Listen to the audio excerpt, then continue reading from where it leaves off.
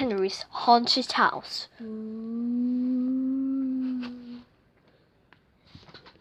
No way! Shrieked Horrid Henry. He was not staying the weekend with his slimy cousins Duck of Steve and Duck was Duck. He sat in the back seat of the car with his arms folded. Yes, you are, said Mum. Steve can't wait to see you, said Dad.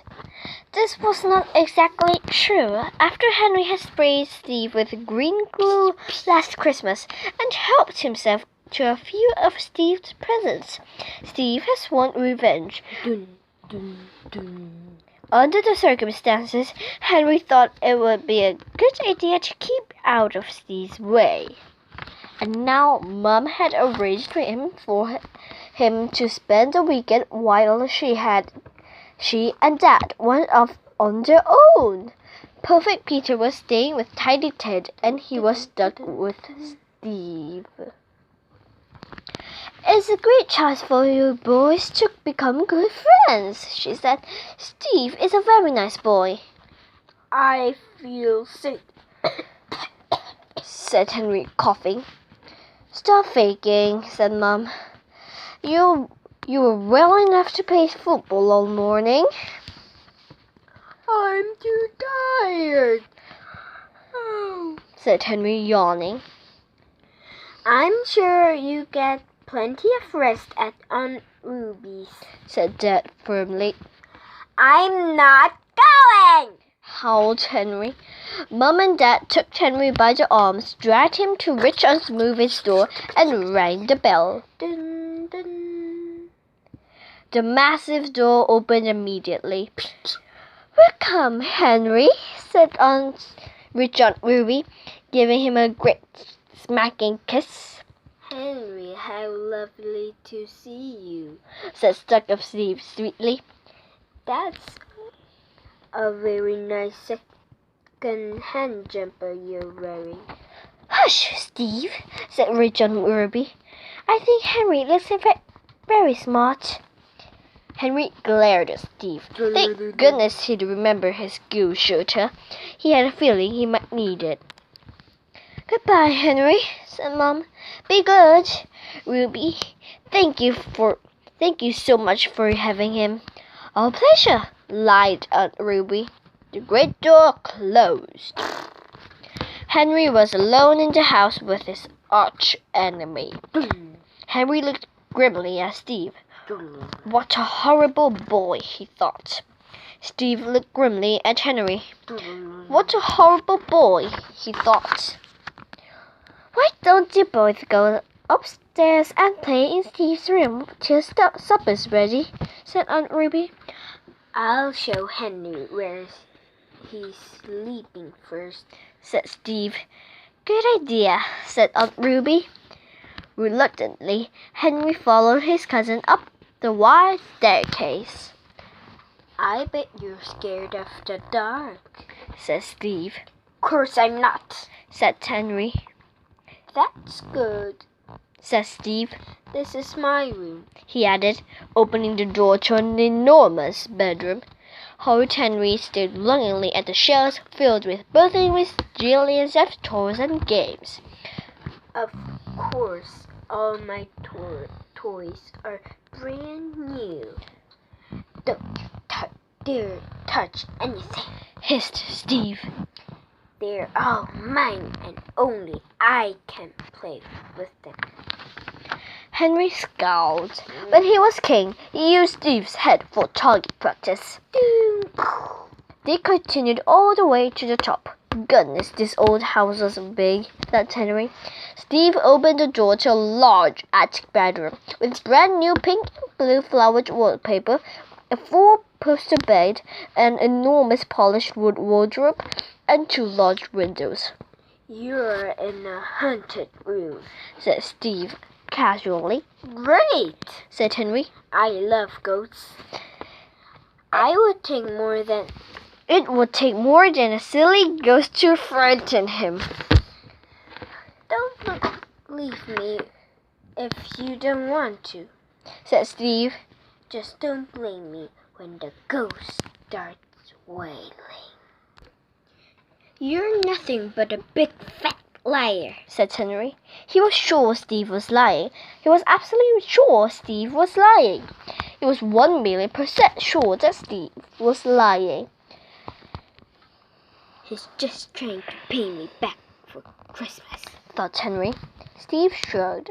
"Suit yourself. See that stain on the carpet? Henry looked down at something brownish. That's where the ghost vaporized," whispered Steve. "Of course, if you're too scared to sleep here." Henry would rather have walked on hot coals than admit being scared to Steve. He yawned as if he'd never heard anything so boring. "I'm looking forward to meeting the ghost," said Henry. "Good," said Steve. "Supper, boys," called out Ruby. Henry lay in bed. Somehow he survived the dreadful meal and stuck with Steve bragging about his expensive clothes, toys, and trainers. Blah, blah, blah. Now here he was alone in the attic at the top of the house. He jumped into the bed, carefully avoiding the faded brown patch on the floor. He was sure it was just spilled color or something, but just in case. Henry looked around him. The only thing he didn't like was a huge wardrobe opposite the bed. It loomed up in the darkness at him. You could hide a body in that wardrobe, thought Henry. Then Walter wished he had it. Henry stiffened. Had he just imagined the sound of something moaning?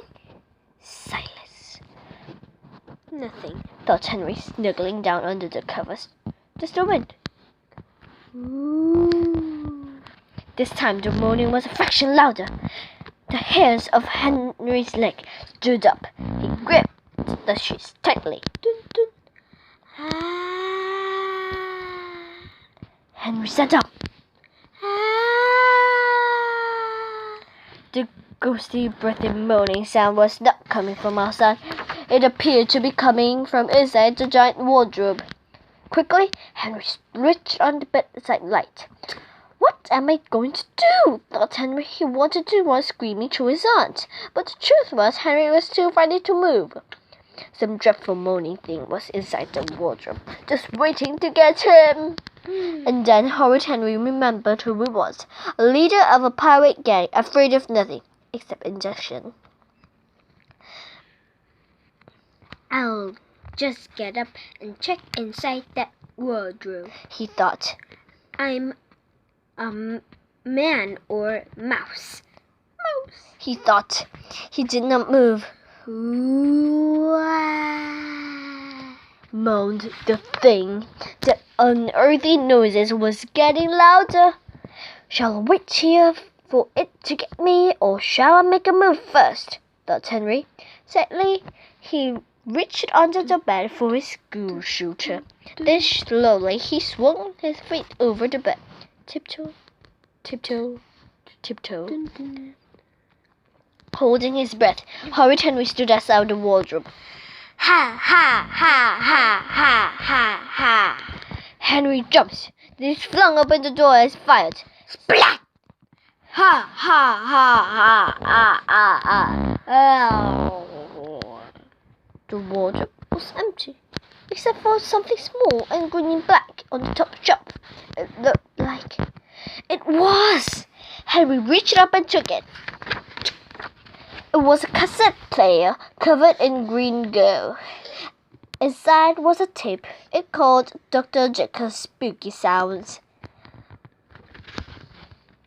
"Steve," thought Horrid Henry grimly. "Revenge! Ha, ha, ha, ha, ha." Did you sleep well, dear? asked Aunt Ruby at breakfast. "Like a log. said Henry. No strange noses." asked Steve. "No." smiled Henry sweetly. "Why, did you hear something?" Steve looked disappointed. Horrid Henry kept his face black. He couldn't wait for the evening. Horrid Henry spent a busy day. He went ice skating, he went to the cinema, he played football. After supper, Henry was straight to bed. It's been a lovely day, he said. but I'm tired. Oh, good night, Aunt Ruby. Good night, Steve. Good night, Henry, said Ruby. Steve ignored him. But Henry did not go to his bedroom.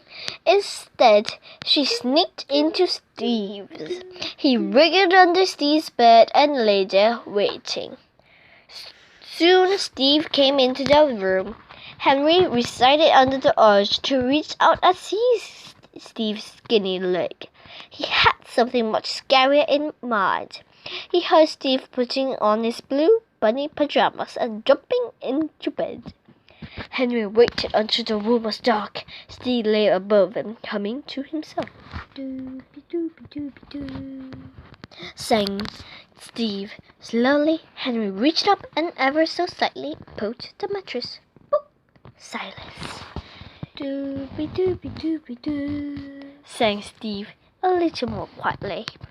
Henry reached up and poked the mattress again. Steve sat up. Then he lay back. Henry poked the mattress again, ever so slightly. Must be my imagination, muttered Steve. Henry allowed several moments to pass. Then he twitched the duvet. Mummy, whimpered Steve. jab! Henry gave the mattress a definite poke.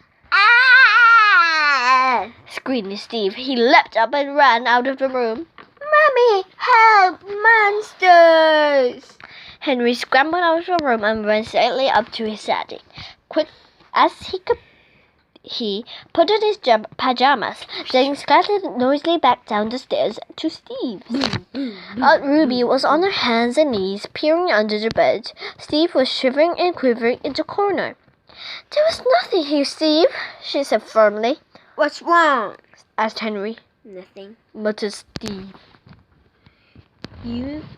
You're not scared of dark, are you? Said Henry. Back to bed, boys, said Aunt Ruby. She left the room. Mummy, help! Monsters! Mimicked Henry, sticking out his tongue. Mom! Wailed Steve. Henry's being horrid. Go to bed, both of you, shrieked Ruby. Watch out for monsters, said Henry. Steve did not move from his corner. Want to swap rooms tonight? Said Henry. Steve did not wait to be asked twice. Oh, yes, said Steve. Go on up, said Henry. Sweet dreams. Steve dashed out of his bedroom as fast as he could. Thought Horrid Henry, pulling Steve's toys down from the shelves. Now, what would he play with first?